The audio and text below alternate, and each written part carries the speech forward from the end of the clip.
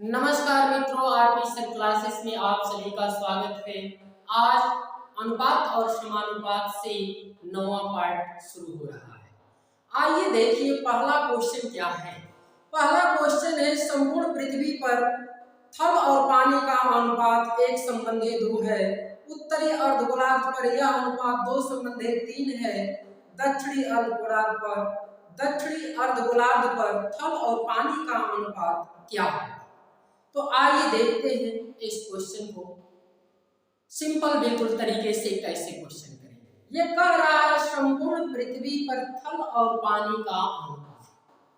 तो संपूर्ण पृथ्वी पर थल और क्या नाम लिया है, पानी नाम लिया है। तो ये थल और पानी बना देंगे। इसमें अनुपात दिया है 1:2। अब जो है इसमें दो गोलार्ध को बांटा गया है। तो यहाँ जो है हमने एक संपूर्ण पृथ्वी बना दिया और इसको दो भागों में बांट दिया। जो दो भागों में बांट दिया गया तो बीच वाला ये रेखा दो भागों में कट जाता है, इसलिए इसे भूमध्य रेखा, मानक रेखा, इक्वेटर रेखा, विषुवत रेखा के नाम से जानते हैं। लेकिन हम भूगोल नहीं पढ़ेंगे। आज हम देखेंगे ऊपर की तरफ ये उत्तरी गोलार्ध होता है और नीचे क्या होता है। आप जानते हैं कि नीचे जो है कि नीचे का भाग ये दक्षिणी गोलार्ध होता है। इसमें कह रहा है कि जो उत्तरी गोलार्ध में है वो थल और पानी का अनुपात कितना है। तो थल और पानी का अनुपात दिया है 2:3 दिया है। तो ये बताइए, ये संपूर्ण पृथ्वी में बताया जा रहा है कि थल और पानी का अनुपात कितना है, 1:2 है। तो आप ये सब समझ लीजिए कि मान लेंगे थल 100 है और पानी 200 है। अगर दोनों को अगर हम प्लस कर दें तो टोटल कितना हो जाएगा। तो आप कहेंगे कि टोटल 300 हो जाएगा। अब 300 में दो भागों में बंटवारा करेंगे तो कितना होगा। तो इस उत्तरी गोलार्ध में 150 हो जाएगा और दक्षिणी गोलार्ध में 150 हो जाएगा। ये दो भागों में बट जाएगा। तो आप देखेंगे 2:3 कितना है, 150 में है। तो 2:3 तो 2 और 3 कितना होगा। तो 5 का मतलब 150 है। 1 का मतलब क्या होगा, 150 बटे 5 ये 30 हो जाएगा। 1 का मतलब तो 2 का मतलब जब 30 में 2 का गुणा करेंगे तो ये तो 60 हो जाएगा। और 30 में अगर 3 का गुणा करेंगे तो ये कितना होगा, 90। अब आपको यही समझना है कि आपको दक्षिणी गोलार्ध में क्वेश्चन पूछ रहा है कि क्या हो। तो ये बताइए 100 में आपका 60 भाग क्या है, थल इसमें उत्तरी गोलार्ध में है। तो 100 में से अगर 60 निकाल देंगे तो 100 में से 60 कम कर देंगे तो आप कहेंगे थल का जो भाग होगा 40 होगा। और 200 जो भाग है पानी है, यहाँ पानी 90 है। तो 200 में से अगर 90 घटा देंगे तो 110 यहाँ पानी दक्षिणी गोलार्ध में आ जाए। लेकिन ये पूछ रहा है कि दक्षिणी गोलार्ध में थल और पानी का अनुपात क्या होगा। तो थल और पानी देखेंगे तो ये एक जीरो से निकाल देंगे तो यह अनुपात 4:11 इसका करेक्ट आंसर होगा, जो कि ऑप्शन नंबर पहला बिल्कुल सही है। हम उम्मीद करते हैं कि ये क्वेश्चन आपको बहुत ही बारीकी से आपको समझ में आया होगा, बहुत ही सिंपल तरीके से समझ में आया होगा। आते हैं अगले क्वेश्चन की तरफ चलते हैं कि अगला क्वेश्चन क्या है उसको देखते हैं।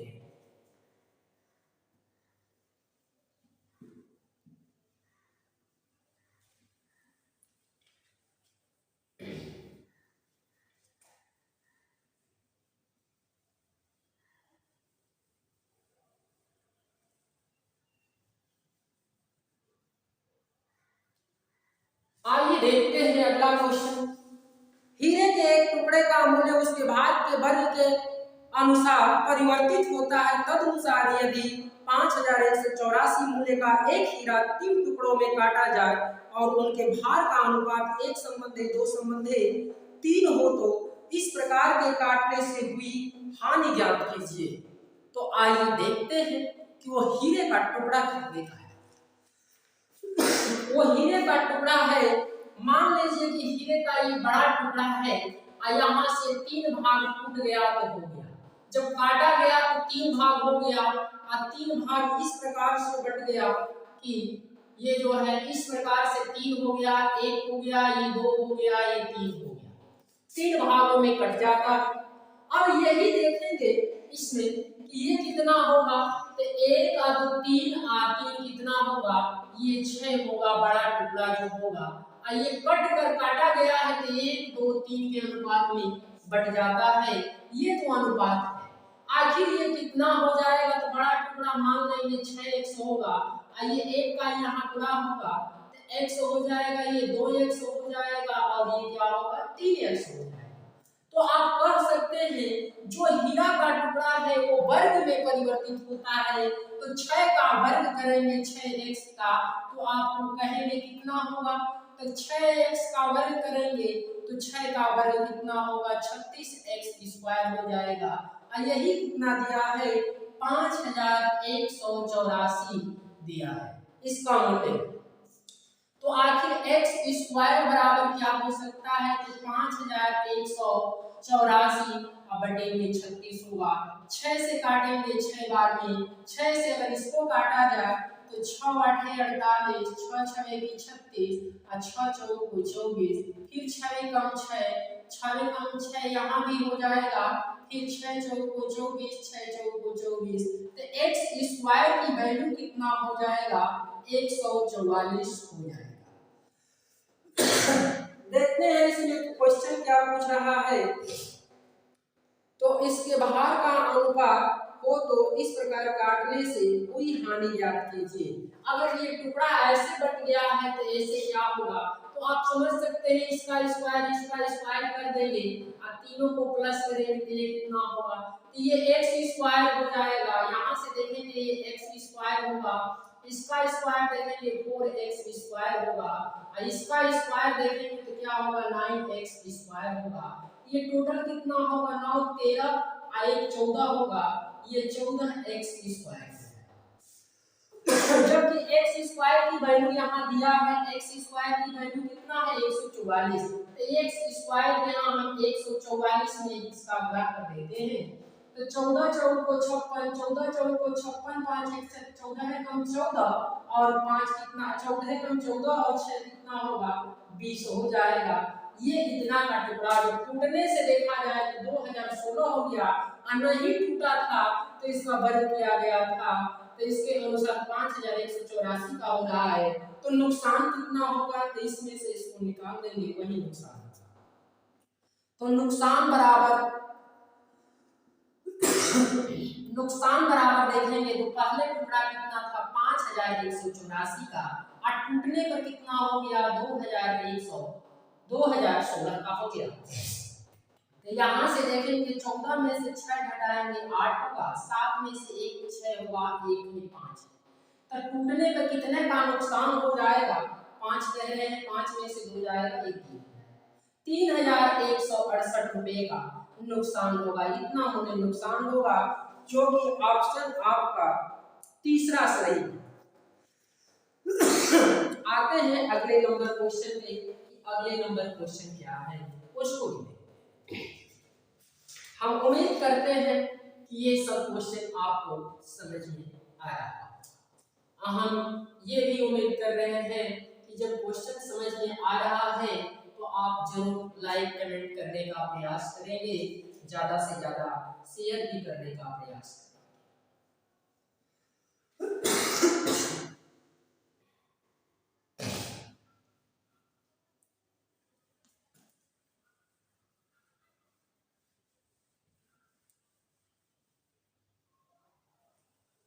आते हैं अगले क्वेश्चन पे। ए, बी तथा सी बल्लेबाज हैं। एक मैच में उनके द्वारा बनाए गए रनों के अनुपात नीचे दिए गए हैं। वो अनुपात क्या दिया गया? अनुपात दिया गया है ए संबंधी बी।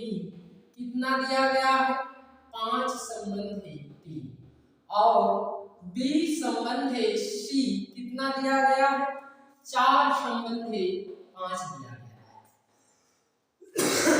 तो आइए देखते हैं उन सब ने कुल मिलकर 564 रन बनाए हैं, तदनुसार बी द्वारा बनाए गए रनों का रन कितने हैं। तो आइए देखते हैं, सबसे पहले मैंने ए संबंध है बी और संबंध है सी निकालेंगे, तब आप समझेंगे कि ए बी सी ये तीनों मिलकर बना रहे हैं, तो ये तीनों की वैल्यू होना चाहिए। यहाँ देखने में आ रहा है कि बी जो है 2 है, यहाँ दूसरे नंबर पे 3 है, यहाँ पहले नंबर पे 4 है, पहले नंबर पे बी है, तो बी का 3 और बी का 4 वैल्यू है, क्या ये हो सकता है? नहीं होगा। 4 का इसमें गुणा कर देंगे तो ये क्या होगा, 4 3 12 और 3 का इसमें गुणा करेंगे तो 3 चौका 12, बिल्कुल जो 12 है यहाँ भी 12 यहाँ बन जाएगा, इसलिए बी का बिल्कुल वैल्यू सही है। तो आइए 5 का 4 का इसमें जब गुणा करेंगे तो इन दोनों में गुणा करेंगे, तो 4 का 3 में गुणा करेंगे तो ये 12 होगा और 4 का 5 में गुणा करेंगे तो 4 5 20 होगा। अब यहाँ से देखते हैं, इसमें जाते हैं तो 3 चौका 12, तो 12 बी का मान हो गया, 3 का 5 में गुणा करेंगे तो ये कितना होगा, 15। इस प्रकार से आइए उन सब ने कुल 564 रन बनाए हैं, तदनुसार बी द्वारा बनाए गए रन कितने हैं। तो आइए इसमें हम मान सकते हैं कि ये कितना है, 20x, बी जो बनाया 12x और सी जो बनाया 15x। इन तो तीनों को अगर हम टोटल कर देते हैं कितना हो जाएगा, तो टोटल आप देखेंगे 20 12 32 और 15 कितना होगा, 47x हो जाएगा। अब बराबर कितना दिया है, ये 564 रन कुल बनाए हैं, कुल जोड़ दिए तो 47, इसका मान कितना 564, तो x बराबर कितना होगा, तो ये देखेंगे 564 बटे 47, 47 से कम 47 बचेगा कितना 9, 94, 47 का 2 गुना 94, इसका मतलब x की वैल्यू कितना आ गया, 12 आ गया। और यहाँ b का वैल्यू कितना दिखाई दे रहा है, 12x, तो b कितने रन बनाया, तो b का मतलब है 12x, x का मतलब कितना है 12, अब 12 में 12 का गुणा कर देंगे तो ये वैल्यू कितना हो जाएगा, 144 रन जो बी बनाया, जो कि चौथा ऑप्शन बिल्कुल सही है। आते हैं इसी प्रकार अगले क्वेश्चन की तरफ बढ़ते हैं कि अगला क्वेश्चन क्या है।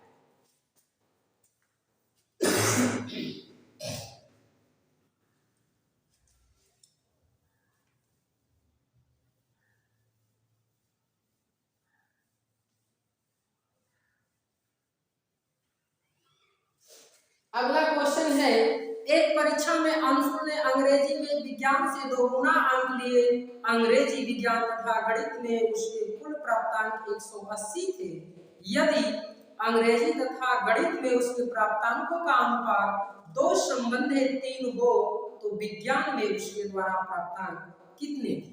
लास्ट में आपसे पूछा है कि वो विज्ञान में प्राप्तांक कितने थे।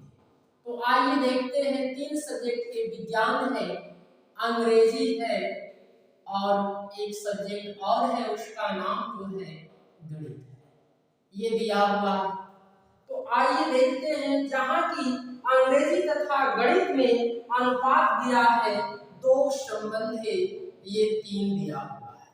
सबसे पहले तो ये कह रहा है अंशुल ने अंग्रेजी में विज्ञान से 2 गुने अंक लिए, तो अंग्रेजी में ये विज्ञान से 2 गुना लिया, तो विज्ञान में अगर 1 अंक पाएगा तो इसका 2 गुना अंग्रेजी में 2 अंक पाएगा, लेकिन ये तो अनुपात है, आपको अनुपात नहीं, आपको इक्वल अगर बनाया होगा तो ये x होगा तो इसका 2 गुना 2x जो हैगा अंग्रेजी में होगा और 3x क्या होगा गणित।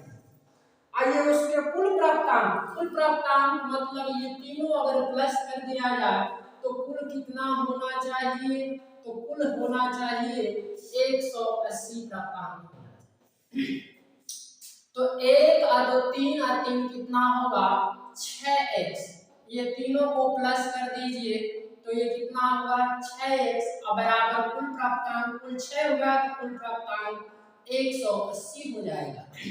x बराबर कितना होगा, 6 3 18, एक जीरो लगा तो x का मान 30 हो गए। तो आपसे पूछ क्या रहा है, तो विज्ञान में उसके द्वारा प्राप्तांक कितने थे। तो विज्ञान क्या है, यहाँ x है, x की वैल्यू कितना आ गया, ये 30 आ गया। तो इसका एग्जैक्ट आंसर क्या होगा, 30, जो दूसरा विकल्प बिल्कुल सही है। आते हैं अगले नंबर क्वेश्चन, इसको भी देखते हैं। लास्ट नंबर क्या है,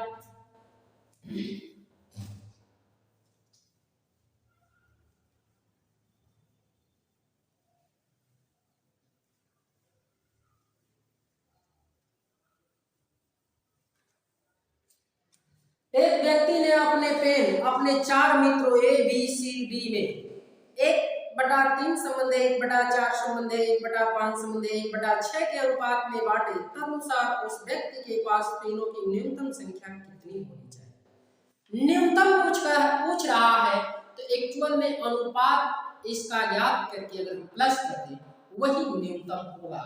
तो आइए देखते हैं ए बी सी डी का। यहाँ तो फ्रैक्शन में दिया है, ए संबंध है, बी संबंध है, सी और संबंध है डी। क्या दिया है, 1/3 संबंध है 1/4 संबंध है 1/5 संबंध है 1/6। आइए इसमें देखते हैं कि इसका अनुपात कितना हो। तो अनुपात तो दिया है फ्रैक्शन में, लेकिन हम देखते हैं कि ये सिंपल में अनुपात क्या है। तो ये देखेंगे 3 4 5 6 का एलसीएम लेंगे। तो क्या करेंगे, 3 दूना के 6 और 2 तो इसमें है, तो 2 6 में भी है, तो 6 को नहीं देखेंगे। इसका मतलब 6 को हटा देते हैं। 6 का अगर फैक्टर करेंगे तो 2 गुणे 3 होगा, तो 2 इसमें शामिल होगा, 3 तो यहाँ है। तो 6 को निकाल कर 5 चौका 20 और 20 यानी 60 इसका क्या होगा, एलसीएम। तो अगर डायरेक्ट देखना चाहते हैं तो यहाँ 60 क्या हो जाएगा, एलसीएम हो जाएगा 60। तो 60 एलसीएम होगा, तो 60 ये तीनों का, ये चारों का एलसीएम कितना होगा, 60।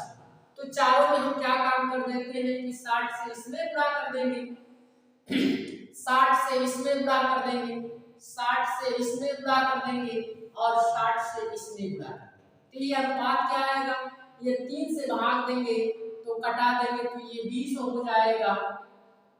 आइए देखा जाए तो ये कितना होगा, 4 से काटेंगे तो 15 चौका 60 होगा, ये 15 हो जाएगा। ये 5 से काटेंगे 12 5 60 होता है, तो ये 12 हो जाएगा। यहाँ देखेंगे 6 से इसको काटेंगे तो 10 हो जाएगा। तो इस प्रकार से अनुपात हो गया। लेकिन न्यूनतम संख्या यही जो दर्शा रहा है न्यूनतम संख्या होगा। तो न्यूनतम संख्या पेनों की पूछ रहा है कि जो 4 मित्रों में बांटा गया वो पेनों की संख्या क्या है। तो न्यूनतम संख्या रेशियो में बना है, ये चारों का भाग आप प्लस कर दीजिए तो आप समझ सकते हैं कितना बांटा है। 20 और 15 कितना, 35, 35 और 12 47, 47 में 10 जोड़ेंगे तो कितना हो जाएगा, 57 होगा। तो ये पेनों की न्यूनतम संख्या पूछ रहा है कि न्यूनतम संख्या कितनी होगी, 57, जो कि तीसरा विकल्प आपका बिल्कुल सही है। इसी के साथ मेरे आज का क्लास समाप्त होता है। हम उम्मीद करते हैं कि ये क्लास जरूर आपको समझ में आया होगा, और यदि आपको समझ में आया होगा तो लाइक सब्सक्राइब कमेंट करने का जरूर प्रयास करें।